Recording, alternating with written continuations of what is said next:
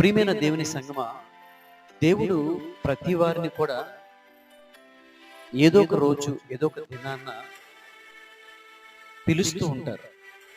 అది ఎటువంటి పిలుపు అంటే, దేవుడు పిలిచేటటువంటి ఆ పిలుపును అంగీకరించినటువంటి వ్యక్తికి తెలుస్తుంది ఆ పిలుపులో ఏ రీతిగా జీవించాలి, ఆ పిలుపులో జీవిస్తున్నటువంటి వ్యక్తి ఎటువంటి స్వభావం కలిగిన వాడే ఉంటాడని గ్రహించగలుగుతాడు. నిజానికి దేవుడు మనలో ఏ విధంగా ఉండడానికి పిలుస్తున్నాడు అంటే, ఆయనకు శిష్యులుగా ఉండడానికి పిలుస్తున్నాడు మొట్టమొదటి. రెండవది, విశ్రాంతిని పొందుకోవడానికి పిలుస్తున్నాడు. మూడవది, పరిశుద్ధంగా ఉండడానికి పిలుస్తున్నాడు దేవుడు.